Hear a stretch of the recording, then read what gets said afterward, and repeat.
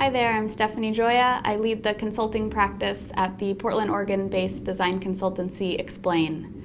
I'm here today because I'm a sense maker, I'm a visualizer, but I also have to admit I'm a bit of a deckaholic. And I want to talk to you today about what that means. So I'm talking about card decks. And when I talk about card decks, I'm not talking about playing cards. I'm actually a terrible poker player.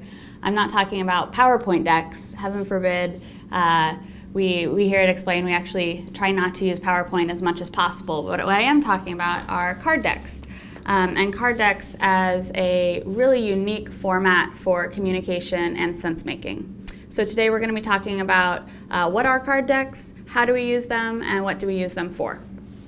So one thing I really found interesting is this little fact. So what do the periodic table of elements, the IBM computer, and the novel Lolita have in common? Well, they actually all started out as card decks, which I found kind of amazing. So Lolita was written by Vladimir Nabokov. All of his novels were actually written standing up, so he always wrote standing up, and he always wrote everything out on cards, individual cards. So each scene that he wrote non-sequentially. Some of his books actually ran up to about 2,000 different cards, and then he would assemble the cards in an order to create his story. Then we have the IBM computer. So Herman Hollerith wanted to find a way to record data that could be read by a machine later.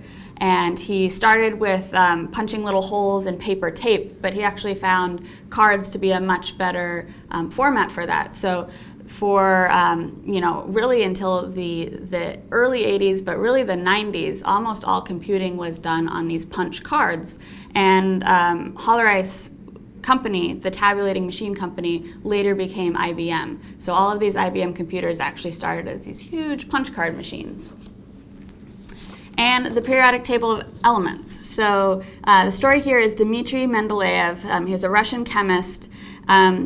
People knew a lot about the elements, but he was the first to organize the elements into a periodic table. So he was known for riding around on trains and with his with these different cards, a card for each element and some notes about their different properties written on each card. And he would play, it's like chemical solitaire. So he would kind of order them in different ways and look for patterns. And he was actually the first one to organize the elements by atomic mass.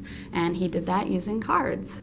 So it actually wasn't until 1876 that Melvin Dewey of Dewey Decimal fame standardized the standard index card. So he gave it standard dimensions that then were used throughout all different industries. So it was awesome because you could go to the store, you could get these cards, and you could create an inventory of anything, whether it was books or inventory in your business, and it became ubiquitous throughout the world, and still people use them all the time.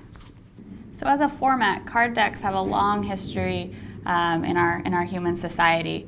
A lot of times when we think of card decks, we think of the typical playing cards. Playing cards actually originated maybe in China, but in the sort of four-suit system, they come to us from the Islamic part of the world. And actually the original four suits were the cup, the sword, the coin, and the polo stick. I think at some point polo stick turned into club, because it was a little more European-centric. So cards actually came to Europe in the 1370s in terms of the playing cards. And for a really long time, cards didn't have anything on the back. They were blank on the back really until the end of the 18th century. So cards were often used for other purposes. People would use them as calling cards, literally write on the back of a card, "I'm coming to see you at 4 p.m. tomorrow," or they were used to remember all sorts of other types of information. So from the very beginning, cards were sort of this format for writing down separate things that could be communicated in different ways.